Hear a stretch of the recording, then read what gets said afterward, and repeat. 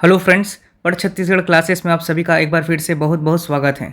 दोस्तों, प्रयोगशाला परिचालक 3 अगस्त 2025 जिसका एग्ज़ाम आज हुआ है, उसका क्वेश्चन पेपर का हम आंसर की देखेंगे दोस्तों। ठीक है, उम्मीद करता हूँ आपका सभी का पेपर बहुत अच्छा गया होगा, क्योंकि पेपर बहुत अच्छा आया था। मॉडरेट लेवल का पेपर था दोस्तों ये।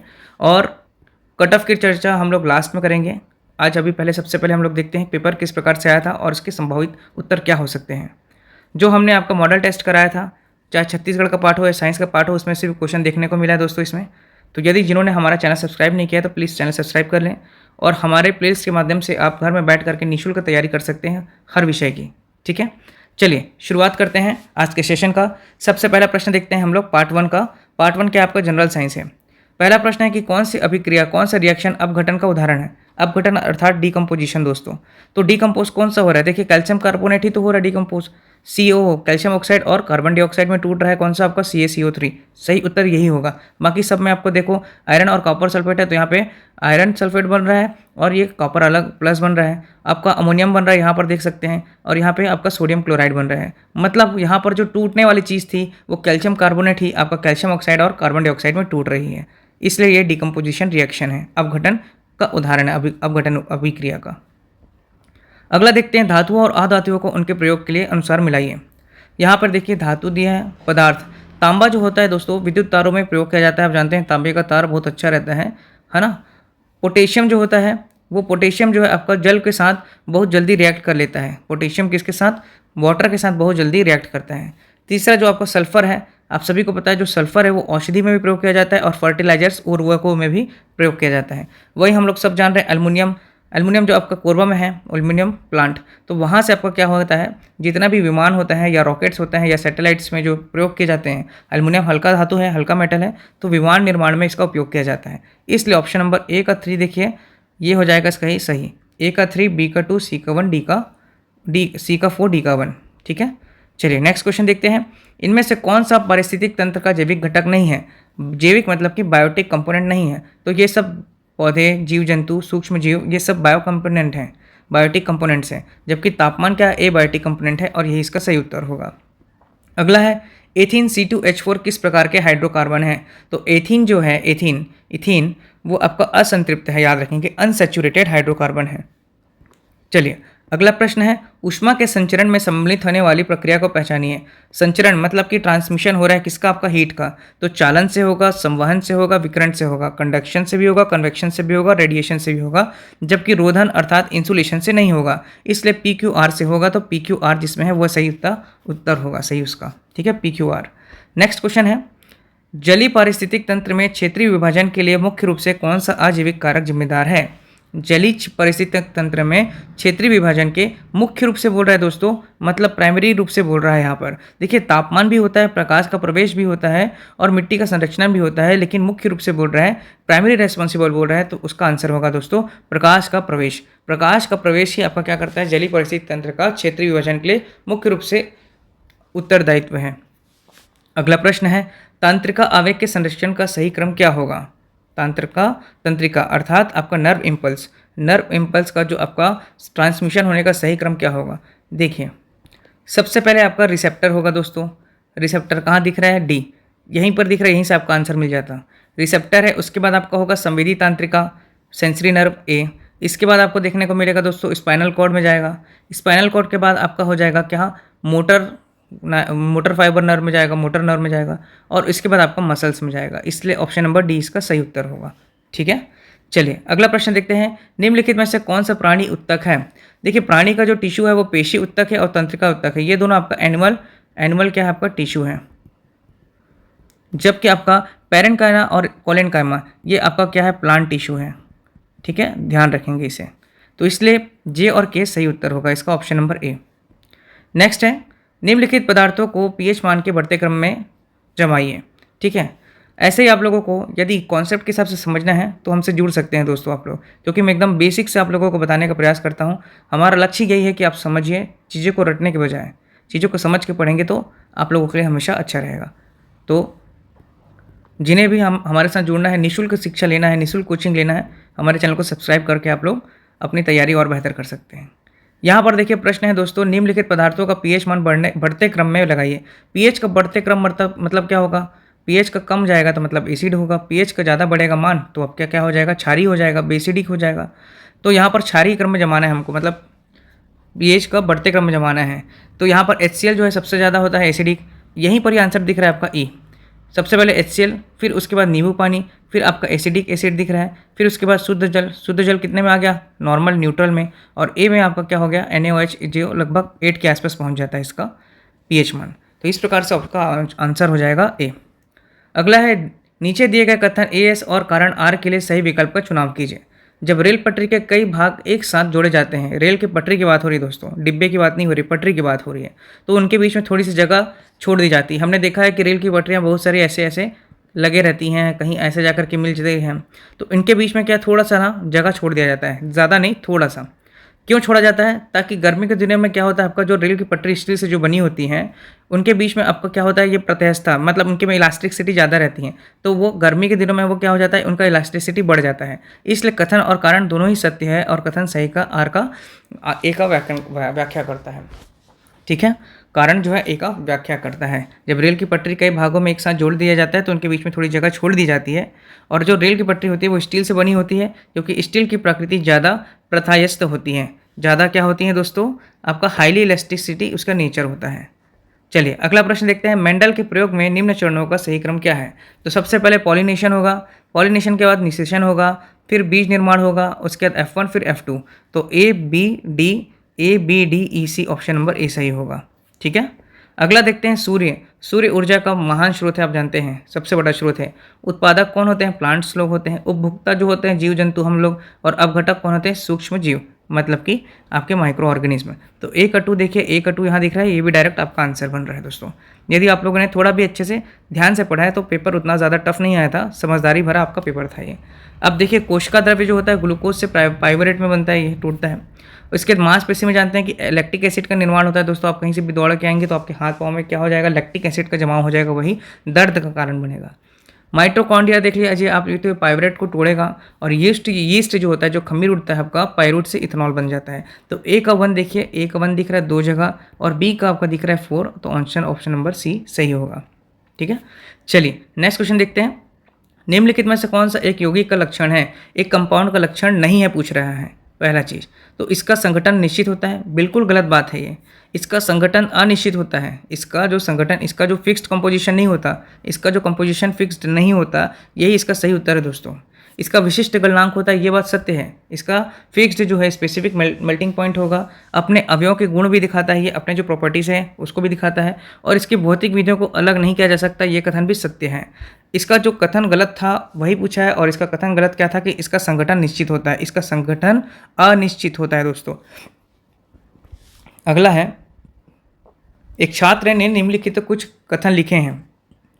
एक उत्तल लेंस किसी वस्तु का वास्तविक और अत्यधिक लघु प्रतिबिंब बनाता है जब वस्तु अनंत पर हो, कथन ये तो सत्य है। एक अवतल लेंस अनंत से शून्य के बीच एक रखी वस्तु का वास्तविक और लघु प्रतिबिंब बनाता है, ये गलत है। एक अवतल दर्पण वस्तु को केंद्र पर रखने पर वास्तविक उल्टा और समान आकार का प्रतिबिंब बनाता है, ये भी गलत है कथन, समान आकार का नहीं बनाता। एक उत्तल दर्पण सभी स्थितियों में वस्तु का भासी और आवर्धित प्रतिबिंब बनाता है, ये भी गलत है। आवर्धित तो करता ही नहीं है, वो डिमिनिश करता है, जबकि छोटा करता है। इसलिए तीनों कथन यहाँ के नीचे के गलत हैं और पहला वाला सही है। ऑप्शन में ऐसा कुछ नहीं है, तो संभवतः ये प्रश्न आपका जो हो सकता है विलोपित। 2 से 3 प्रश्न विलोपित हो सकते हैं दोस्तों, अभी मैं आप लोगों को दिखाऊंगा। ठीक है, तो ये हो सकता है आपका संभवतः विलोपित। चलिए नेक्स्ट क्वेश्चन है, जब किसी वस्तु पर यांत्रिक क्रिया किया जाता है, जब मैकेनिकल आपका क्या किया जाता है, वर्क किया जाता है किसी ऑब्जेक्ट पर, तो स्थितिज ऊर्जा जो इसमें आपका जो स्थितिज होता है, पोटेंशियल एनर्जी, वो ट्रांसफॉर्म हो जाती है आपके काइनेटिक एनर्जी में, ये कथन बिल्कुल ही सत्य है। ठीक है, चलिए नेक्स्ट क्वेश्चन देखते हैं। नीचे दिए गए ओम के नियम से संबंधित मुख्य घटकों को पहचानिए। आप सभी ने पढ़ा होगा ओम का नियम V = IR होता है, वोल्टेज = करंट इंटू रेजिस्टेंस। ठीक है, यहाँ वोल्टेज क्या दिख रहा है, विभव, I क्या है, करंट है, और प्रतिरोध रेजिस्टेंस है R I, और आपका V। फोर्स इसमें कोई रोल ही नहीं है, इसलिए इसका सही उत्तर होगा दोस्तों बल नहीं है। तो आपको यहाँ पर याद रखना PQR है इसके कंपोनेंट, तो PQR ऑप्शन नंबर डी में है, इसलिए ये आपका क्या हो जाएगा, ऑप्शन नंबर डी सही। ठीक है, उम्मीद करता हूँ आप लोगों को समझ में आ रहा होगा दोस्तों। चलिए अगला प्रश्न देखते हैं हम लोग अब। निम्नलिखित में से कौन सी प्रक्रियाओं में प्रवस्था का चरण परिवर्तन होता है? देखिए कौन सी प्रक्रिया में प्रवस्था का चरण मतलब कि कौन सा फेस चेंज होते हैं? देखिए संघनन आप जानते हैं और जमना, ये दोनों ही क्या है आपके मेन फेस को चेंज कर रहे हैं, कंडेंसेशन और फ्रीजिंग, जबकि कंबशन नहीं है और उदासीकरण भी नहीं है।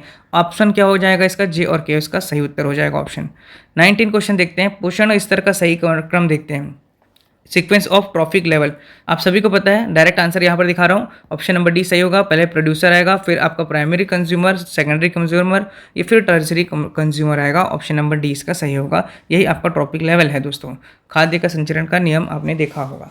नेक्स्ट देखा है हम देखते हैं सोडियम बंसन्स। सोडियम बंसन जो फ्लेम होता है इसका कलर येलो कलर देता है जब चलता है, तो सोडियम बंसन ज्वाला में पीला रंग देता है। इसका कारण क्या है? इसका कारण है कि आधिकाय में अवशोषित ऊर्जा का दृश्य वर्णक्रम क्षेत्र में विकिरण, that means radiation of excess of absorbed energy in the visible reason.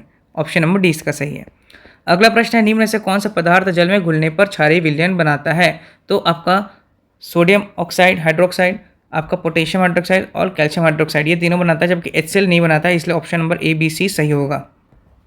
ठीक है, चलिए नेक्स्ट है देख लेते हैं। शून्य केल्विन मतलब कि -270 डिग्री सेंटीग्रेड, पानी का क्वथनांक 100 डिग्री सेंटीग्रेड, थर्मल आपका जो हो गया थर्मोमेट्रिक तरल जो हो गया आपका कौन सा है? पारा, और ऊष्मा का कुचालक जो है पानी। तो ए का 2 बी का 1, ए का 2 बी का 1, ए का 2 और बी का 1 देख लीजिए। पी का हो जाएगा 2 और क्यू का हो जाएगा 1 और सी का हो जाएगा आपका 4 और डी का हो जाएगा एस का हो जाएगा आपका 3। ठीक है, मिला लीजिएगा दोस्तों इसे। मेरे पास ये जो है क्वेश्चन पेपर वो आपका सेट बी है, याद रखिएगा। ठीक है, चलिए नेक्स्ट क्वेश्चन देखते हैं। मरुस्थल, देखिए मरुस्थल में जो आपका होता है, एक ऑप्शन देख लेते हैं, सांद्रित मूत्र मोटी त्वचा दिन के समय में निष्क्रियता। मरुस्थल में जो अभी आपके समझ लीजिए जीव जंतु होते हैं, पेड़ पौधे, वो सांद्रित मूत्र मोटी त्वचा उनके दिन के समय में उन लोग इनएक्टिव रहते हैं। समुद्री पारिस्थितिकी तंत्र में देख सकते हैं आप लोग, समुद्री पारिस्थितिकी तंत्र में आपका तैराकी अंग रहता है। दूसरा आपका गलफड़े, शरीर में नमक सहनशीलता भी रहता है, समुद्र का पानी बहुत ही ज़्यादा नमकीन होता है, इसलिए आप यहाँ से मिला सकते थे। पर्वतीय आवास में देख सकते हैं कि जो आपका मोटी फर कम तापमान को झेलने वाले की क्षमता, जबकि उष्णकटिबंधीय वर्षा वन वाले क्षेत्र में आपका चौड़ी पत्ती वाले बहुस्तरीय पारिस्थितिक तंत्र होते हैं। तो ए का देखिए आप 4 मिलेगा, जहाँ पर वही सही उत्तर होगा। बी का 3 दिखा दिया मैंने आपको, बी का 3 और सी का 2 और डी का 1। ठीक, नेक्स्ट है, तापमान मापने में किस पैमाने का उपयोग नहीं किया जाता है? किसमें हम लोग टेम्परेचर नहीं मापते?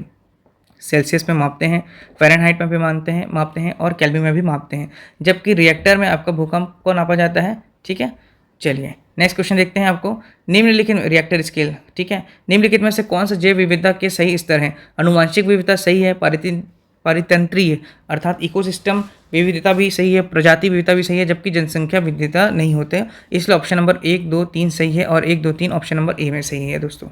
अगला प्रश्न है, एक वस्तु को उत्तल दर्पण के सामने रखा जाता है, इसका प्रतिबिंब बनता है दर्पण के सामने वस्तु की दूरी के बराबर, गलत बात। दर्पण के सामने स्थित वस्तु से 2 गुनी दूरी पर, गलत। दर्पण के सामने स्थित वस्तु से आधी दूरी पर, कि दर्पण के पीछे और इसकी स्थिति वस्तु की दूरी के अनुसार बदलती है, ये ऑप्शन नंबर डी सही है। एक वस्तु को उत्तल दर्पण के सामने रखा जाता है तो दर्पण के पीछे उसका इमेज फॉर्म होगा और वस्तु से दूरी के अनुसार इसका क्या बोलता है, बदलते रहता है इसका स्थिति। विभिन्न आवासों में रहने वाले जीवों की विविधता का कारण क्या है? जलवायु भी है, भूगोल भी है, खाना भी है, उपरोक्त तो सही इसका सही उत्तर है दोस्तों। विभिन्न आवासों में रह रहे हैं जो लोग, है ना, डिफरेंट हैबिटेट्स में जो आपके जीव हैं वो रह रहे हैं, उसका कारण क्या है कि जलवायु और भूगोल और खाना सभी इसका कारण है। जीवों के विकास की प्रक्रिया में निम्नलिखित चरणों का सही क्रम बताते हैं। देखिए प्रजनन, वृद्धि, कोशिका विभाजन, विभेदन और ऑर्गेनाइजेशन। तो सबसे पहले होगा आपका सेल का डिवीजन, सेल डिवीजन होगा, उसके बाद आपका डिफ्रेंशिएशन होगा। ठीक है, डिफ्रेंशिएशन के बाद आपका हो जाएगा इसमें रिप्रोडक्शन, और रिप्रोडक्शन के बाद आपका वृद्धि, और वृद्धि के बाद ऑर्गेनाइजेशन। तो इसका सही ऑप्शन हो जाएगा 28 का सी। ठीक है, चलिए नेक्स्ट क्वेश्चन है, ट्रिप्सिन का स्त्राव करने वाला अंग कौन सा है? ट्रिप्सिन और साइनोट्रिप्सिन, आप ये पढ़ा होगा दोस्तों, ये सब एंजाइम्स हैं, और ये जो एंजाइम है आपका ट्रिप्सिन और आपका साइनोट्रिप्सिन, ये आपका पैनक्रियास अग्नाशय से निकलता है, और ये सहायक होते हैं हमारे पाचन के लिए, खाद्य पदार्थ के पाचन के लिए ये बहुत ही ज़रूरी आपके एंजाइम्स हैं। ट्रिप्सिन का स्राव या आपका सिक्रेशन होता है कहाँ से? पैनक्रियाज से। नेक्स्ट है, रसायनों द्वारा पीने का पानी के शोधन में उपयोग होने वाले चरणों का व्यवस्थित करें। तो सबसे पहले क्या करेंगे हम लोग? स्क्रीनिंग करेंगे, वेरी इंपॉर्टेंट है, या छानेंगे पानी को। पानी को छानने के बाद हम लोग क्या करेंगे? एलम मिलाएंगे इसमें। ठीक है, एलम मिलाएंगे। क्लोरीनेशन सबसे लास्ट में करते हैं। देखिएगा आप लोग पानी पियेंगे ना तो सबसे लास्ट में क्या करेंगे, क्लोरीन मिलाएंगे। आप लोगों के घर में आता होगा जब पानी पीने के लिए आजकल नगर निगम का उसमें क्लोरीन मिला रहता है, तो याद रखेंगे क्लोरीन जो है सबसे लास्ट में मिलाया जाता है। सबसे पहले हम लोग उसको स्क्रीनिंग करेंगे। स्क्रीनिंग के बाद उसमें हम लोग क्या मिलाएंगे, आपका एलम मिला देंगे। एलम मिलाने के बाद हम लोग क्या करेंगे, इसका सेडिमेंटेशन करेंगे, अवसादन करेंगे। अवसादन के बाद इसका फिर हम लोग फिल्ट्रेशन करेंगे, फिर लास्ट में क्लोरीन मिलाएंगे। इसलिए ऑप्शन नंबर ए इसका सही उत्तर हो जाएगा। ठीक है, चलिए निम्न में से कौन सा एक धातु नहीं है बोल रहा है, कौन सा मेटल नहीं है। तो सल्फर जो है मेटल कहाँ है दोस्तों, नॉन मेटल थिंग है ना। आपका सल्फर क्या है, एक मेटल नहीं है। अगला प्रश्न है अनुवांशिक की मूल इकाई which is the basic unit of heredity is gene. Gene जो होता है अनुवांशिक की मूल इकाई है। निम्नलिखित में से कौन सा एक विद्युत का अच्छा सुचालक है, और विद्युत का सबसे अच्छा सुचालक तो आपका होता है सिल्वर, लेकिन यहाँ पर ऑप्शन नहीं है, इसलिए उत्तर क्या हो जाएगा आपका तांबा। नेक्स्ट है वह उपकरण जो की गई यात्रा की दूरी को मापता है। जो की गई दूरी को मापता है वो उसको बोलते हैं ओडोमीटर। आप सभी की गाड़ी में जो मीटर लगा है जो दूरी को मापता है उसको ओडोमीटर बोलते हैं दोस्तों। निम्नलिखित आयनिक यौगिक में परमाणु द्वारा प्राप्त किए गए खोए गए इलेक्ट्रॉनों की संख्या ज्ञात कीजिए। लिथियम और स्ट्रोमियम ने 2 खोए और आयोडीन ने 1 ग्रहण किया, ये गलत है। इन लोगों ने 2 नहीं खोया, 1 खोए थे। पहला चीज़ तो लिथियम ने इलेक्ट्रॉन की संख्या किन्होंने गेन किया है, किन्होंने लॉस किया, ये देखना है यहाँ पे, इसको बताना है। लिथियम ने 1 खोया और सल्फर ने 2 ग्रहण किया और आयोडीन ने 1 ग्रहण किया, ये बिल्कुल कथन सत्य है। ये सही है दोस्तों, ठीक है। लिथियम और स्ट्रोमियम ने 1 खोया तथा सल्फर ने 1 ग्रहण किया, सल्फर ने 1 ग्रहण नहीं किया, 2 ग्रहण किया, इसलिए ये कथन गलत है। लिथियम ने 1 खोया, आयोडीन ने 1 ग्रहण किया तथा सल्फर ने 2 ग्रहण किया, ये कथन बिल्कुल सत्य है, इसलिए के और एम सही होगा और के और एम ऑप्शन नंबर बी में सही है। नेक्स्ट है किसी तत्व की परमाणु संख्या निम्नलिखित की संख्या को दर्शाती है। तो मैं आपको बताया था कल के ही मॉडल टेस्ट पेपर में, प्रोटॉन, किसी तत्व की परमाणु संख्या उसके प्रोटॉन की संख्या को दर्शाती है। अगला है नीचे दिए गए कथन ए और कारण के लिए सही विकल्प चुनें। दर्पण सूत्र को समतल दर्पण पर लागू किया जा सकता है, बिल्कुल। क्या होता है 1/f = 1/v + 1/u, यही होता है क्या आपका दर्पण का सूत्र। और कारण बोल रहा है समतल दर्पण अनंत फोकस दूरी का एक गोलाकार दर्पण है, ये भी सत्य है। और दोनों ही एक दूसरे का स्पष्टीकरण कर रहा है, मतलब आर ए का सही स्पष्टीकरण भी कर रहा है कि समतल दर्पण अनंत फोकस दूरी का एक गोलाकार दर्पण है। दर्पण सूत्र को समतल दर्पण पर लागू किया जा सकता है। नेक्स्ट है नीचे दिए गए कथन और कारण के लिए सही विकल्प को चुनाव कीजिए। चुंबकीय बल रेखाएं एक दूसरे को कभी नहीं काटती, बिल्कुल सही बात है। चुंबकीय बल रेखाएं आपका साउथ टू नॉर्थ चलती हैं। आप देखे होंगे, मान लीजिए कि आपका नॉर्थ पोल है, ये मैग्नेट है और ये साउथ पोल है, कुछ इस प्रकार से चलती हैं रेखाएं और ये एक दूसरे को कभी नहीं काटती हैं। आप लोगों ने पढ़ा होगा दोस्तों 9th 10th या 11th 12th में, जब फिजिक्स आप लोग पढ़े होंगे तो चुंबक के 2 ध्रुव उत्तरी ध्रुव और दक्षिणी ध्रुव होते हैं, बिल्कुल सही बात है। कथन और कारण दोनों ही सत्य हैं और आर ए का सही व्याख्या भी कर रहा है। चलिए नेक्स्ट क्वेश्चन देखते हैं। मेंडल के मटर के पौधों के प्रयोग में विपरीत लक्षणों को जोड़ा पहचानिए।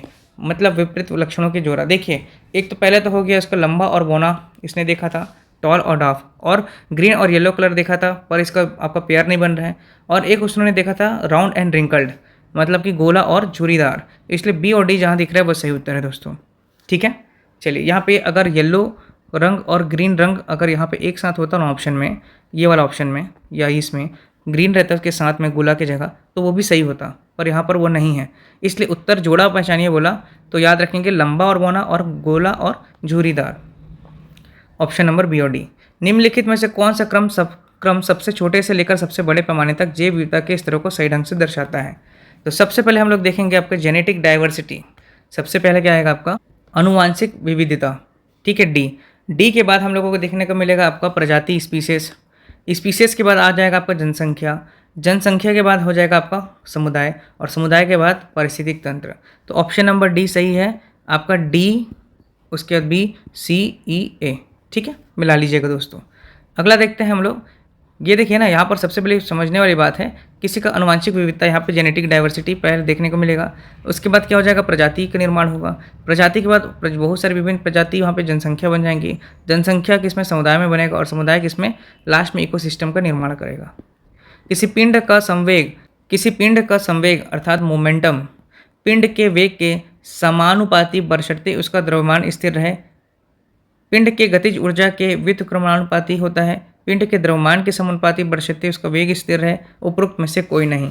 तो उसका सही उत्तर है दोस्तों ए, पिंड के वेग के समानुपाती बशर्ते उसका द्रव्यमान स्थिर रहे, पिंड का वेग रहेगा। नेक्स्ट है कोशिका की खोज मैं आपको आपके कौन से में बताया हूँ, मॉडल पेपर नंबर 1 में बताया था। कोशिका की खोज रॉबर्ट हुक ने की है दोस्तों, ठीक है। फर्स्ट लिविंग सेल की खोज करता आपके कौन थे, ये आप लोग कमेंट में बताएंगे। निम्नलिखित में से किस घटना को गुरुत्वाकर्षण के सार्वभौमिक नियम द्वारा सफलतापूर्वक समझाया जा सकता है? वह बल जो हमें पृथ्वी की ओर से बांधता है, बिल्कुल सत्य है। सूर्य के चारों ओर ग्रहों की गति, ये भी सही है। ज्वार और चंद्रमा और सूर्य के कारण, ये भी सही है। 1, 2, 3 बिल्कुल सही है, इसलिए ऑप्शन नंबर सी होगा, ठीक है। अगला प्रश्न है, nitric acid HNO3, sodium bicarbonate NHCO3, potassium nitrate KNO3 और आपका ग्लूकोज C6H12O6। ए का 2, बी का 3, सी का 1। ए का 2, बी का 3, सी का 1, डी का 4। देखिए यहाँ पर ये क्वेश्चन भी आपका विलोपित होगा दोस्तों। क्या होगा? ये क्वेश्चन भी आपका विलोपित होगा, क्योंकि ये भी सही है, ऑप्शन नंबर बी भी और ऑप्शन नंबर डी भी। जोड़ी मिलाइए, आप देख लीजिएगा इसको, KNO3 HNO3 NHCO3 C6H12O6। Option number B और डी दोनों ही सत्य हैं। नेक्स्ट है, एक सरल विद्युत परिपथ में जिसमें एक छोटी बैटरी, एक बल्ब और एक अमीटर और एक प्लग, कुंजी और तार लगे हों को बनाने के लिए निम्नलिखित में से व्यवस्थित कीजिए। देखिए, सबसे पहले बैटरी को धनात्मक सिरे से बल्ब के एक सिरे से जोड़ेंगे, यही सबसे पहले सही है। इसके बाद हम लोग क्या करेंगे, अमीटर के ऋण वाला अभी नहीं, पहले पॉजिटिव वाला चीज़ करेंगे। अमीटर के धन सिरे से, ये जो आपका अमीटर है, उसके बाद आपका नहीं, हाँ, आपका अमीटर के धन सिरे से बल्ब के दूसरे सिरे को जोड़ेंगे। मतलब सबसे पहले P आएगा, P के बाद आपका Q आएगा दोस्तों।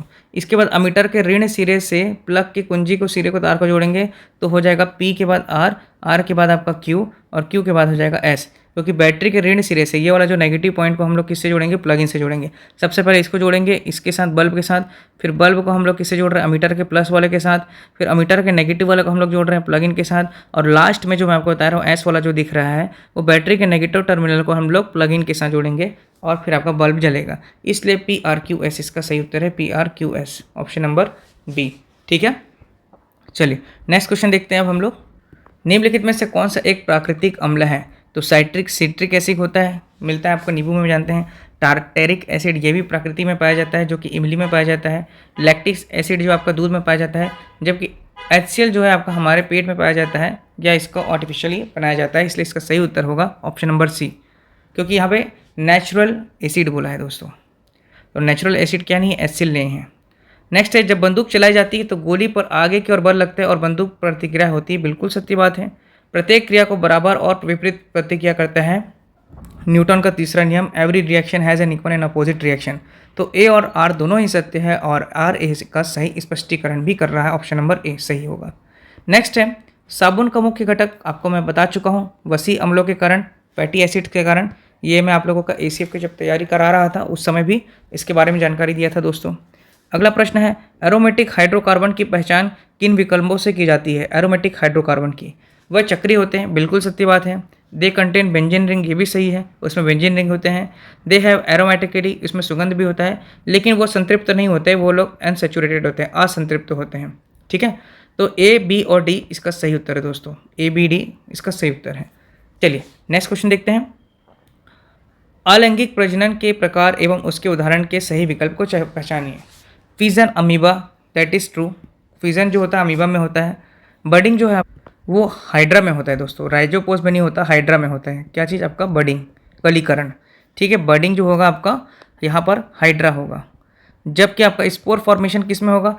स्पोर फॉर्मेशन आपका राइजोपस में होगा। तो ये दोनों स्टेटमेंट क्या है ना, गलत है दोस्तों, ये आपका राइजोपस में होता, ठीक है, इसे याद रखेंगे। इसलिए ये दो गलत हो गया। और पुनर्जन्म प्लेनेरिया मतलब रीजनरेशन आपका प्लेनेरिया, ये सही है, और फ्यूजन अमीबा सही है। इसलिए आपका ऑप्शन नंबर ए और सी सही है, और ऑप्शन नंबर ए सी एक में है, ठीक है। चलिए नेक्स्ट क्वेश्चन देखते हैं। मैकेनिकल पियानो को एक चाबी को धीरे से दबाया जाता है। मैकेनिकल पियानो देखिएगा, इलेक्ट्रिकल नहीं दोस्तों, जो बिजली से चलता है वो पियानो नहीं, जो आपका बड़ा सा रखा रहता है वो वाला जो होता है मैकेनिकल पियानो होता है। और उसमें एक चाबी को हम लोग मतलब धीरे से बजाएंगे, जो उसका बटन है उसको काला जो सफ़ेद रहता है उसको एक बार धीरे से बजाएंगे, फिर ताकत से जोर से दबाएंगे। तो दूसरे मामले में क्या होगा ये बोल रहा है, दूसरे मामले में आवाज़ तेज़ी से निकलेगी, ये बात बिल्कुल सत्य है। लेकिन जो उसका जो पिच है उसमें कोई परिवर्तन नहीं होगा, क्योंकि पिच ही उसके स्वरों का निर्माण करता है दोस्तों। किसी भी आपका जैसे गिटार हो गया, पियानो हो गया, तो उसका जो पिच है सबका एक समान रहेगा, मतलब उस उस इंस्ट्रूमेंट का पिच कभी नहीं बदलेगा। ठीक है, जिस स्वर में उसको सेट किया जाएगा, चाहे धीरे बजाएं चाहे ज़ोर से बजाएं, वो वही स्वर निकलेगा, वही उसका पिच निकलेगा। तो आवाज़ जो है आपका वो बढ़ेगा घटेगा, लेकिन जो उसका पिच है वो समान रहेगा। ऑप्शन नंबर ए सही है। अगला प्रश्न है, निम्नलिखित को गर्म करने पर विघटन की सहजता क्रम में जमाइए। ठीक है, तो सबसे गर्म करने पर विघटन की सहजता आपका सबसे जो है बेरियम कार्बोनेट का रहेगा। बेरियम कार्बोनेट ये दिख रहा है दोस्तों, और सबसे कम किस में रहेगा आपका, बेरिलियम कार्बोनेट में। ठीक है, ऑप्शन नंबर डी इसका सही है। EdCBA, ABCDE, हाँ EdCBA। ठीक है, सबसे पहले BaCO3, फिर स्ट्रेनियम कार्बोनेट, फिर कैल्शियम कार्बोनेट, फिर मैग्नीशियम कार्बोनेट, फिर आपका बेरिलियम कार्बोनेट। तो सर्वाधिक आपका देख सकते हैं, इस प्रकार से आपको क्रम में जमाना है। ऑप्शन नंबर डी सही होगा। नेक्स्ट है चमगादड़। देखिए यहाँ पर क्या है, श्रव्य सीमा, ऑडिबल रेंज। चमगादड़ जो है आपका अल्ट्रासोनिक साउंड भी सुन लेता है, मैं आप लोगों को बताया था। तो चमगादड़ एक अवन किस में दिख रहा है, 2 में दिख रहा है। इसके बाद आप देखिए यहाँ पर मनुष्य की कान, उनकी क्षमता कितनी है, 20 हर्ट्ज से लेकर के 20,000 हर्ट्ज। यहाँ पर देखेंगे 200 किलो हर्ट्ज है दोस्तों, अल्ट्रासोनिक साउंड है ये। इसलिए चमगादड़ 9 किलो हर्ट्ज से 200 किलो हर्ट्ज तक का वॉइस को या साउंड को सुन लेता है। वहीं मनुष्य कान 20 हर्ट्ज से 20,000 हर्ट्ज तक सुनता है। तो आपका सी का 4, तो सी का जो 4 है, तो मनुष्य के कान जो है 20 हर्ट्ज से 20,000 हर्ट्ज तक सुन सकता है। तो आंसर हो जाएगा आपका ए का 1 और सी का 4, ऑप्शन नंबर सी सही है। अगला प्रश्न देखते हैं, निम्नलिखित धातुओं को उनकी विद्युत चालकता के बढ़ते क्रम में लगाइए। सबसे देखिए पहले तो आपका हो गया आयरन। ठीक, इसके बाद आपका क्या आ जाएगा दोस्तों, जिंक। इसके बाद आप लोग देखेंगे एल्युमिनियम। एल्युमिनियम के बाद आपका कॉपर, और कॉपर के बाद आपका सबसे अति चालकता सिल्वर में होता है। तो Fe देखिए, सबसे पहले बी जो है, उसके बाद ई है, उसके बाद ए है, उसके बाद आपका डी है, और उसके बाद सी है, चांदी। तो ऑप्शन नंबर सी इसका सही उत्तर होगा। निम्न अगला प्रश्न देखते हैं, प्रथम समूह के तत्व क्षारीय धातु होते हैं। बिल्कुल सत्य बात है, प्रथम समूह के तत्व जो होते हैं क्षारीय धातु होते हैं, अल्कलाई मेटल होते हैं। They form acidic oxides when reacting with oxygen, गलत बात। They form basic oxides when reacting with oxygen, वो क्षारीय, व ऑक्सीजन से अभिक्रिया करने पर क्षारीय बनते हैं। ये ए सही है, इसलिए आर गलत है, याद रखेंगे। Option number C. नेक्स्ट है, निम्नलिखित कणों को द्रव्यमान संख्या के बढ़ते क्रम में लगाइए। तो आप सभी को पता है, हाइड्रोजन है, फिर आपका हीलियम है, फिर आपका बोरोन है, फिर कार्बन है, ऑक्सीजन है। एच दिख रहा है आपको, डी से शुरू करिए, डी फिर ए फिर ई फिर आपका बी फिर आपका सी। ऑप्शन नंबर बी इसका द्रव्यमान बढ़ते क्रम में है, इस प्रकार से। ठीक, चलिए अगला प्रश्न देखते हैं। यहाँ पर एक प्राणी शरीर निर्माण के दौरान निम्नलिखित को व्यवस्थित कीजिए। सबसे पहले आपका क्या बनेगा, एक सेल। सेल्स के बाद आपका क्या होगा, टिश्यू। टिश्यू के बाद आपका बनेगा क्या, ऑर्गन। ऑर्गन के बाद आपका बनेगा ऑर्गन सिस्टम, और सिस्टम के बाद बनेगा उसका बॉडी, एनिमल का बॉडी। तो सबसे पहले आ जाएगा आपका जे, जे के बाद के के बाद एल, एम फिर N, J K L M N, option number B.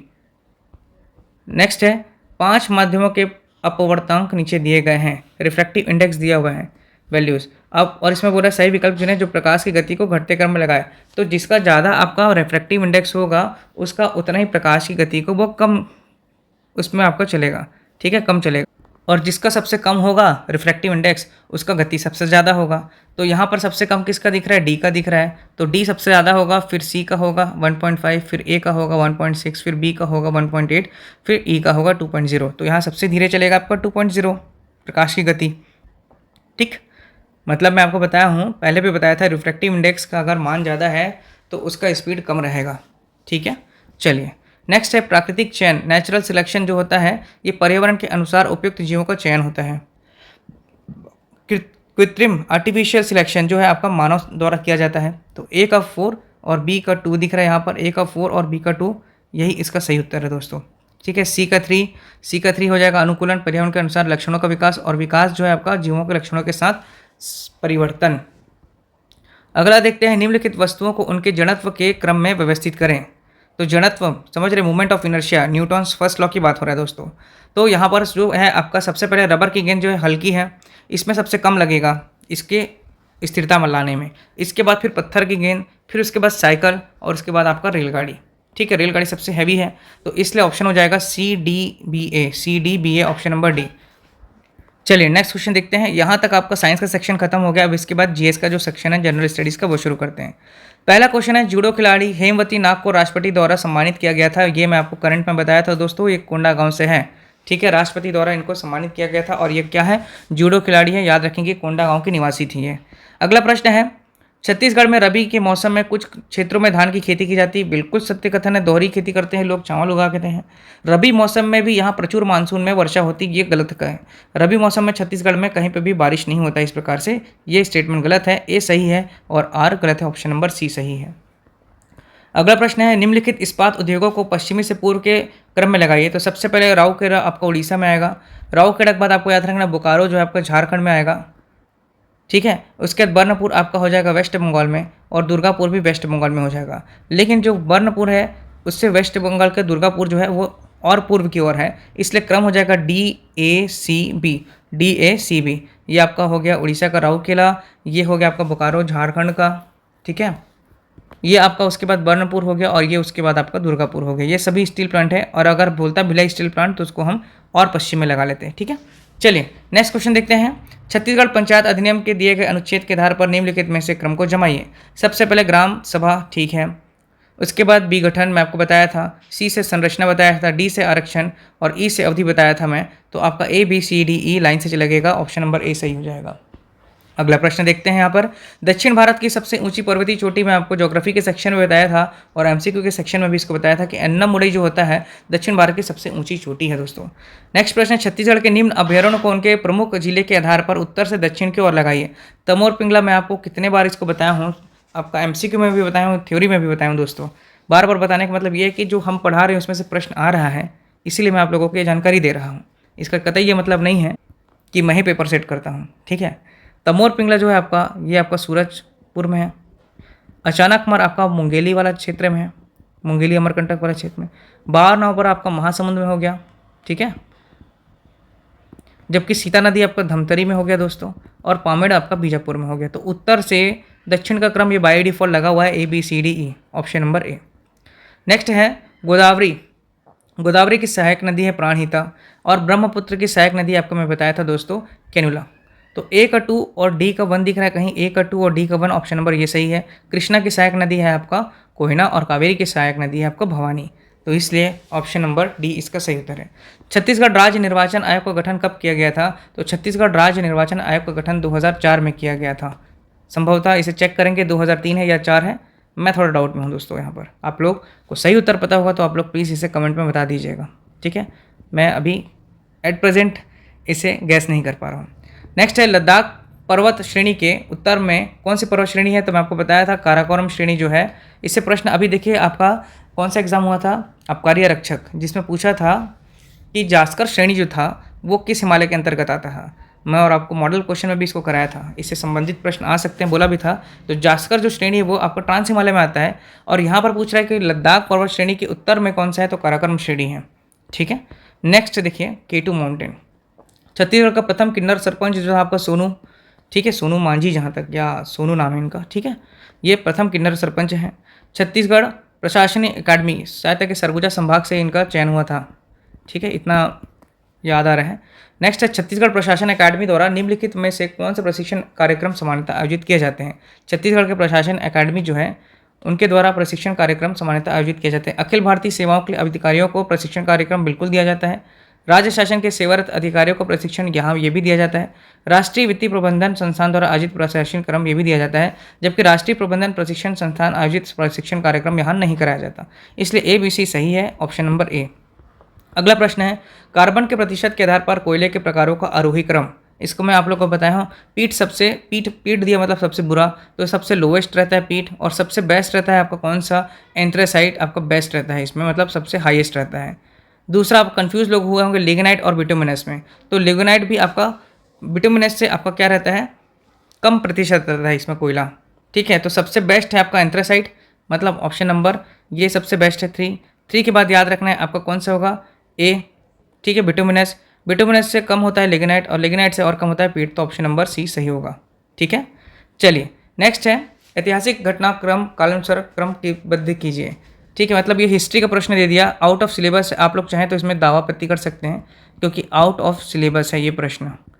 ठीक है, क्या है आप लोगों का, ये आउट ऑफ सिलेबस है क्योंकि सिलेबस में ज्योग्राफी बोला था, इंडियन ज्योग्राफी साफ छत्तीसगढ़ बोला था, तो ये छत्तीसगढ़ से भी संबंधित नहीं है कि स्वराज पार्टी की स्थापना, roulette act, Simon commission, Nehru report, चोरा चोरी कांड। ठीक है, और ना ही ये आपका साइंस से संबंधित है। इसलिए आप चाहें तो इसमें दावापत्ती लगा सकते हैं और अपना बात रख सकते हैं कि आउट ऑफ सिलेबस का प्रश्न था। अब यहाँ पे देखिए चोरा चोरी कांड कब हुआ था, आपकी जानकारी के लिए बता देता हूँ, 1922 में हुआ था। नेहरू रिपोर्ट जब प्रस्तुत किया गया था तो नेहरू रिपोर्ट 1928 में किया गया था। साइमन कमीशन जो है आपका 1927 में किया गया था, मतलब आया था, नियुक्ति हुआ था। रोलेट एक्ट जो है आपका 1919 और स्वराज पार्टी जो है आपका 1923। तो इसको आपका क्रम अनुसार जमा लीजिए दोस्तों। सबसे पहले क्या हो जाएगा आपका 1922 चोरा चोरी कांड ई शुरू हो जाएगा। चोरा चोरी से भी पहले 1919 रोलेट एक्ट आपका बी के बाद ई के बाद ए हो गया स्वराज पार्टी, सी उसके बाद देख सकते हैं साइमन कमीशन 1927 और डी आपका नेहरू रिपोर्ट 1928। ठीक है, बाकी आप लोग इसमें दावा आपत्ति कर सकते हैं कि आउट ऑफ सिलेबस प्रश्न था करके। नेक्स्ट क्वेश्चन देखते हैं दोस्तों। सिहावा नगरी सत्याग्रह धमतरी में हुआ था। क्षेत्रफल की दृष्टि से छत्तीसगढ़ सबसे बड़ा रियासत बस्तर में बताया था आपको। सोना खान जमींदार कहाँ स्थित था, तो आपको याद रखना है बलौदाबाजार, उस समय रायपुर के अंतर्गत आता था। और आयुध महाराज ने किस जेल के कैदियों को मुक्त कराया था, तो नारायणपुर। इसलिए ए का 2 और आपका बी का 4 मिला लीजिए, ए का 2 बी का 4, ऑप्शन नंबर बी सही है इसका। ठीक है, सी का 1 और डी का 3। नेक्स्ट है कर्क रेखा निम्नलिखित में से किस राज्य से होकर नहीं गुजरती। मैं आपको कल ही बताया हूँ, ये क्वेश्चन भी मैं दिया हुआ था आपको मॉडल पेपर में अपने, जो लास्ट कल नाइट में डाला था दोस्तों। काफ़ी लेट हो गया वो वीडियो डालने में, लेकिन उससे भी एक प्रश्न बने यहाँ पर कि कर्क रेखा भारत के 8 राज्यों से होकर गुजरती है। गुजरात, उसके बाद राजस्थान, गुजरात हो गया, फिर आपका राजस्थान, फिर मध्य प्रदेश, फिर आपका छत्तीसगढ़, फिर झारखंड, फिर आपका पश्चिम बंगाल, फिर आपका हो गया त्रिपुरा और आपका मिजोरम। यहाँ पर ऑप्शन में ये तीनों है, झारखंड भी है, त्रिपुरा भी है, मिजोरम भी है, मणिपुर नहीं है दोस्तों, इसलिए इसका उत्तर क्या है, मणिपुर है। सर्वाधिक आपका मैं बताया था आप लोगों को मध्य प्रदेश से होकर के कर्क रेखा गुजरती है और न्यूनतम जो है आपका राजस्थान से होकर गुजरती है। ठीक है, कर्क रेखा और आपका भारतीय मानक समय रेखा का कटान बिंदु आपका छत्तीसगढ़ के कोरिया में है, ये भी मैं आपको बताया हुआ हूँ दोस्तों। चलिए अगला प्रश्न देखते हैं। छत्तीसगढ़ में 1857 क्रांति के नायक कौन है, तो वीर नारायण सिंह, 10 दिसंबर 1857, जय स्तंभ चौक, रायपुर। छत्तीसगढ़ प्रशासन अकादमी की स्थापना 2004 में हुआ दोस्तों, ये अच्छा प्रश्न किया यहाँ पर। ठीक है, प्रशासन अकादमी की स्थापना 2004 में किया गया था। अगला, छत्तीसगढ़ राज्य की राजधानी रायपुर है, बिल्कुल सही, रायपुर, नवा रायपुर, अटल नगर। छत्तीसगढ़ की उच्च न्यायालय जो है आपका बिलासपुर में है, लेकिन ये नहीं बता रहा है कि आपका कथन के बारे में ये जानकारी नहीं दे रहा है कारण, इसलिए ऑप्शन तो सही है यहाँ पर, लेकिन इसका सही स्पष्टीकरण नहीं कर रहा है आपका कारण। ठीक है, नेक्स्ट देख लेते हैं यहाँ पर। छत्तीसगढ़ के किस नेता को गांधी जी ने अपना गुरु बनाया था, तो पंडित सुंदरलाल शर्मा अछूतों द्वारा कार्यक्रम कराया था, तो इस वजह से गांधी जी ने उन्हें अपना गुरु माना था दोस्तों। महानदी की सहायक नदियों से पश्चिम से पूर्व की ओर मिलने वाली अनुक्रम देखिए, यहाँ पर शिवनाथ नदी मिल रही है, शिवनाथ के बाद हसदेव, हसदेव के बाद आपका बोरई, बोरई के बाद मैं आपको बताया था यहाँ पर आएगा मान नदी और मान के बाद यहाँ पर केलो नदी, तो इसलिए सबसे पहले आएगा Shivnath, ADBCE, ADBCE, option number ADBCE, D is the right answer. Okay, next question देखते हैं यहाँ पर हम लोग। पेपर मिल जो है आपका जांजगीर चांपा में भी और बिलासपुर में भी है। ठीक है, तो ऑप्शन ए और 3 सही है, 1 और 3, ऑप्शन नंबर सी। नेक्स्ट देखते हैं 1971 1971 से 1981 24.66 यहाँ पे जनसंख्या वृद्धि दर सत्य है, जबकि 1981 से 1991 के बीच आपका 22.87 ये नहीं था। बाकी ये भी सही है, ये भी सही है, इसलिए 1 3 4 ऑप्शन नंबर ए सही है दोस्तों। चलिए नेक्स्ट क्वेश्चन देखते हैं। छत्तीसगढ़ की अर्थव्यवस्था मुख्य रूप से निम्नलिखित है किस पर आधारित है, तो खनिज पर आधारित है, कृषि पर आधारित है और ऊर्जा पर भी आधारित है, विनिर्माण पर भी आधारित है। अब मुख्य रूप से क्या ले रहा है व्यापम, इसका आंसर देखना पड़ेगा। संभवतः इसका उत्तर तो ऑल होना चाहिए, क्योंकि सभी छत्तीसगढ़ की अर्थव्यवस्था के लिए मुख्य रूप से उत्तरदायित्व है, क्योंकि सभी का योगदान अभी के डेट में बहुत महत्वपूर्ण है। नेक्स्ट देखते हैं छत्तीसगढ़ का फुटका पहाड़ जो कि आपका कौन से जिले में आता था, कोरबा जिले में आता था। अभी वर्तमान में इसका खनन यहाँ से बंद कर दिया गया है। किस चीज़ का होता था यहाँ पर खनिज, तो बॉक्साइट का। बॉक्साइट का खदान को फुटका पहाड़ मिलता है दोस्तों, ये कोरबा में पड़ता था, कोरबा जिले में बालको के आगे पड़ता है ये जंगल क्षेत्र में। नेक्स्ट है भोरम देव जो है आपका कवर्धा में है, महामाया माता मंदिर रतनपुर, दंतेश्वरी माता मंदिर दंतेवाड़ा और राजीव लोचन मंदिर राजिम। तो ए का 2 बी का 4, ए का 2 और बी का 4, सी का 3, सॉरी सी का 1, ए का 2 हो गया, बी का 4 हो गया, सी का 1 और डी का 3, option number D is the right answer. Next question है छत्तीसगढ़ प्रदेश के कुल कृषि योग्य भूमि के सर्वाधिक भाग में किस फसल की खेती होती है, चावल की होती है। ठीक है, चलिए 3100 रुपये। 2011 की जनगणना अनुसार छत्तीसगढ़ किस जिले में नगरीय जनसंख्या का प्रतिशत सर्वाधिक था, तो दुर्ग का था। अगला, छत्तीसगढ़ में भारत एल्युमिनियम कंपनी लिमिटेड किस जिले में है, कोरबा में है, बालको। निम्नलिखित में से कौन सा आध्यात्मिक खनिज है, मतलब नॉन मेटेलिक खनिज कौन सा है, आपका माइका है, अब्रक है, जबकि शीशा एक मेटेलिक है। काफ़ी इसमें प्रश्न कर रहे थे लोग मेरे से कि सर शीशा है क्या, शीशा है क्या, नहीं, अब्रक क्या है आपका नॉन मेटेलिक है। नेक्स्ट है नीचे दी गई सूची में रायगढ़ जिले में स्थित पर्यटक स्थलों की पहचान करिए। सिगनपुर की गुफा है, कबरा पहाड़ है और राम झरना भी है। JLM is the right answer. Next question देखते हैं। संवैधानिक व्यवस्था के अनुरूप प्रदेश की गठित नगरीय निकायों की संख्या 192 है दोस्तों। ठीक है, कितना है आपका? 14 नगर निगम है। नगर पालिका कितना है आपका? 44 है। और नगर पंचायत कितना है? 124। तो 4 3 12 ये हो गया, 4 5 6 7 8 9, 192 ये हो गया। ये आपका 54 है। ठीक है, 14 54 और आपका 124, तो 192 इसका सही उत्तर है। चलिए नेक्स्ट क्वेश्चन देखते हैं। छत्तीसगढ़ की सबसे लंबी सीमा किस राज्य से लगती है? तो उड़ीसा से लगती है। उड़ीसा के बाद मध्य प्रदेश। नेक्स्ट है बस्तर के मुरिया विद्रोह का मुख्य कारण था वन नीति। ठीक है, वन नीति इसका मुख्य कारण था दोस्तों। अगला है नीचे दिए गए कथन और कारण। कब हुआ था मुरिया विद्रोह? तो 1876 में। कौन था इसका नेतृत्व करता दोस्तों? तो झाड़ा सिरहा। ठीक है, और किसके समय हुआ था? तो आपको याद रखना है, भैरम देव के समय हुआ था। अगला प्रश्न है छत्तीसगढ़ का कवर्धा क्षेत्र विशिष्ट छाया प्रदेश के अंतर्गत आता है। बिल्कुल सही। छत्तीसगढ़ का कवर्धा क्षेत्र मेकाल पर्वतश्रेणी के पश्चिम में स्थित है। अभी पश्चिम में है कि पूर्व में है ये देखना पड़ेगा, लेकिन संभवतः इसका उत्तर होगा दोस्तों ए। ठीक है, नेक्स्ट देखते हैं। छत्तीसगढ़ का प्रथम नक्सल मुक्त गांव में आपको करंट अफेयर्स का सीरीज लाया था आपका आर्य अक्षक के पहरे, उसमें भी इस प्रश्न को मैं आप लोगों को बताया था। करंट अफेयर का सीरीज 2-2 3-3 घंटे का मैं आप लोगों को लेके आया, उसमें ये प्रश्न था कि छत्तीसगढ़ का प्रथम नक्सल मुक्त गाँव बड़े सेट्टी है।